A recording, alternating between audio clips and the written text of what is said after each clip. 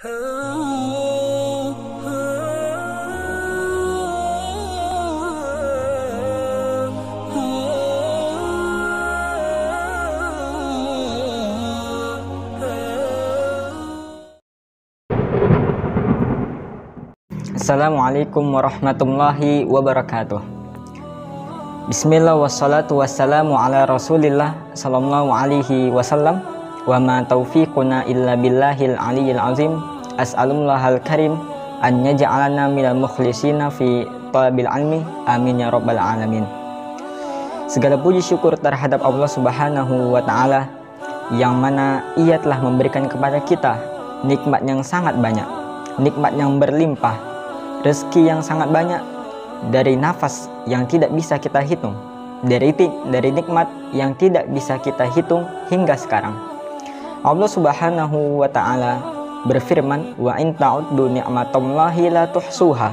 Apabila kita menghitung nikmat Allah, kita tidak akan pernah bisa menghitungnya, tidak pernah bisa mencapai apa yang kita inginkan dari nikmat-nikmat tersebut. Kemudian salawat dan salam teruntuk Rasulullah SAW.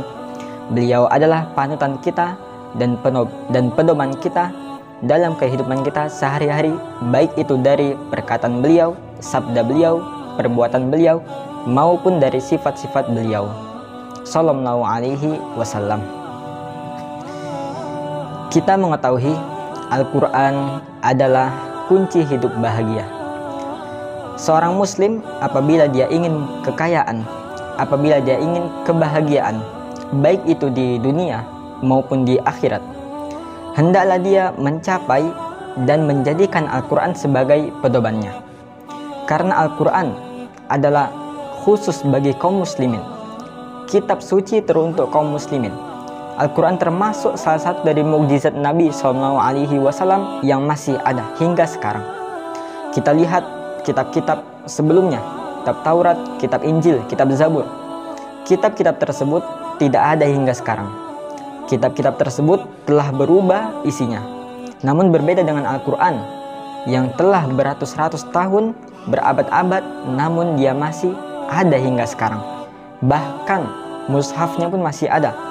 Bahkan khot-khotnya pun masih tersisa.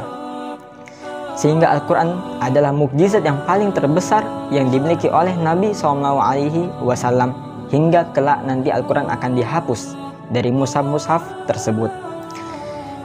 Al-Quran merupakan salah satu pedoman hidup kaum muslimin dan merupakan petunjuk bagi kaum muslimin. Apabila dia ingin tidak ada kegersangan di dalam hatinya, tidak ada kegersangan di dalam hidupnya, hendaknya dia menjadikan Al-Quran sebagai pedoman hidupnya. Allah subhanahu wa ta'ala berfirman, zalikal kitabu la raiba fih hudal lil muttaqin. Al-Quran tidak ada keraguan di dalamnya. Hukum-hukum, sifat-sifat, asma Allah subhanahu wa ta'ala tidak ada yang diragukan. Semuanya telah terperinci.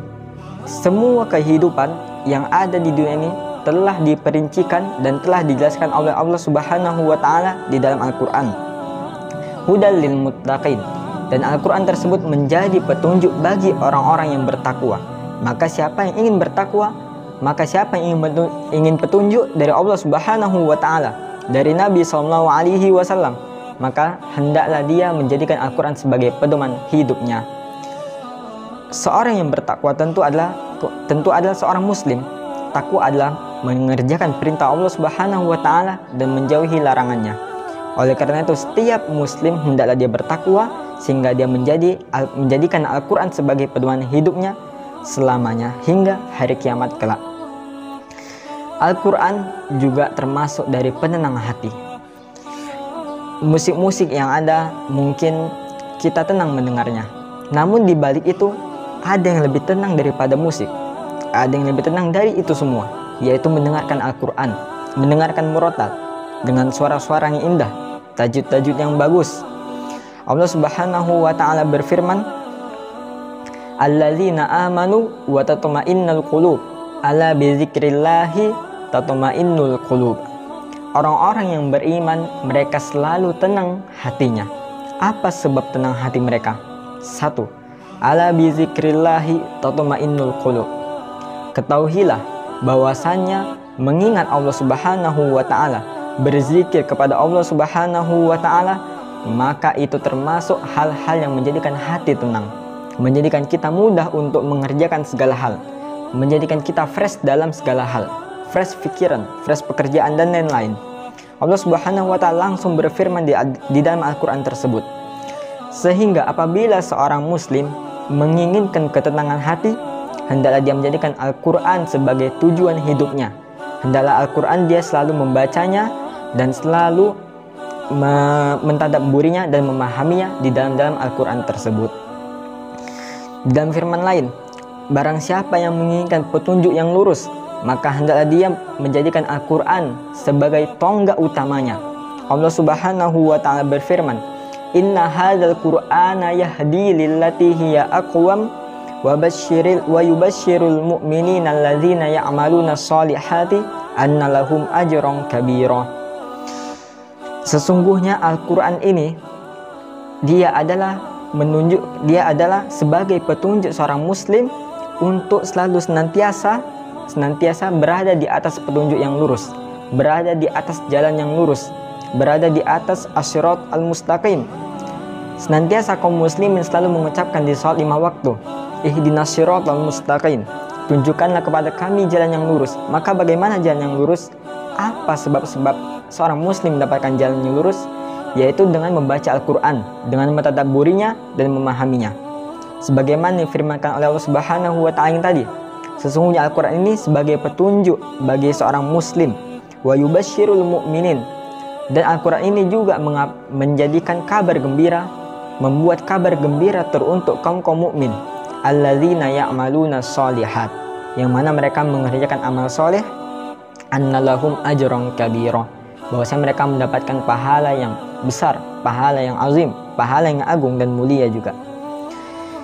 Bukti bahwasanya Al-Quran ini adalah mukjizat dari Nabi SAW, mukjizat yang terbesar dari Nabi SAW, ini dicantumkan juga oleh Allah Subhanahu wa Ta'ala dalam firman-Nya. Allah Subhanahu wa Ta'ala berfirman, Inna nahnu nazzalna dzikra wa inna lahu lahafizun. Sesungguhnya kamilah menurunkan Al-Quran, wa inna lahu lahafizun, kamilah juga yang menjaga Al-Quran tersebut, menjaga dari takwil, menjaga dari perselisihan, menjaga dari pertengkaran, menjaga dari hal-hal yang dalamnya bisa diubah. Al-Quran tidak bisa diubah selamanya karena Allah Subhanahu wa Ta'ala yang telah menjanjikan, yang telah mencantumkan bahwasanya Allah lah sendiri yang menjaga Al-Quran tersebut. Kemudian Al-Quran juga adalah kalam Allah Azza wa Jalla yang paling berharga, kalam Allah Subhanahu wa Ta'ala yang memiliki aset yang paling berharga, yang paling mulia dibandingkan perkataan makhluknya. Makhluk apapun itu, perkataan dia tidak bisa menyeimbangi perkataan Rabb-nya tentunya. Sebagaimana di dalam hadis disebutkan, fadlu kalamillahi ala khalqihi kafadlillahi ala khalqihi.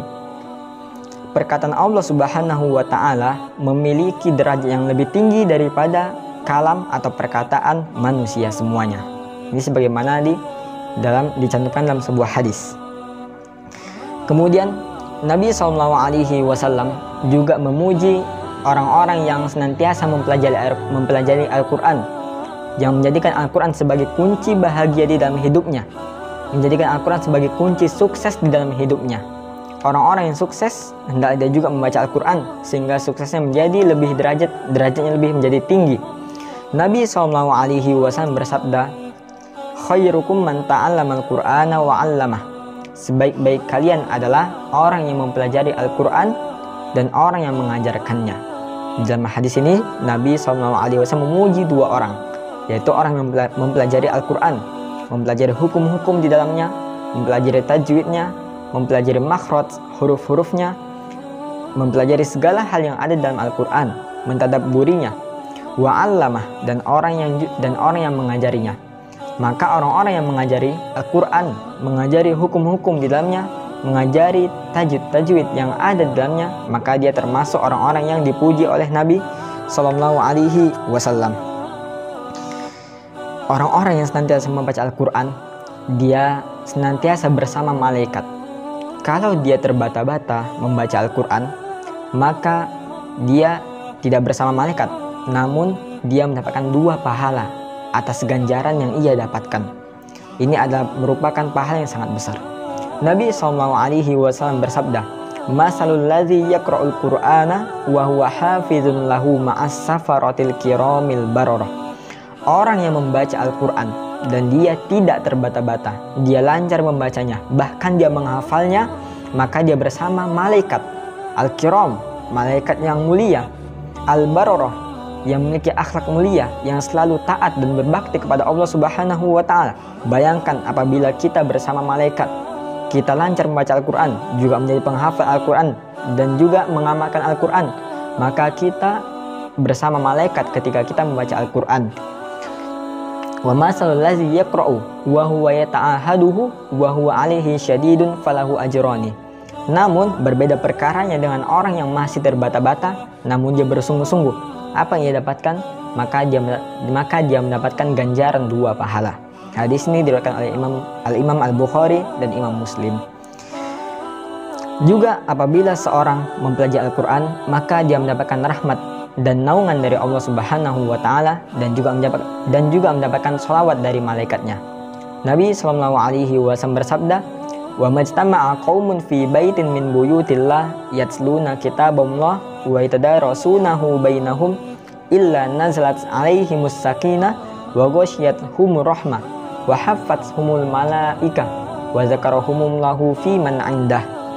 Tidaklah suatu kaum, tidaklah seseorang, tidaklah suatu halakoh yang mempelajari Al-Quran, yang membaca Al-Quran di masjid Allah Subhanahu wa Ta'ala, illa nazalat alaihimus sakinah, kecuali ketenangan akan turun kepada mereka, wa ghasyiyatuhumur rahmah, dan rahmat akan menaungi mereka, wa haffathumul malaikah, dan malaikat akan melilingi mereka, akan senantiasa bersama mereka, wa zakarallahu fi man 'indah, dan Allah Subhanahu wa Ta'ala juga akan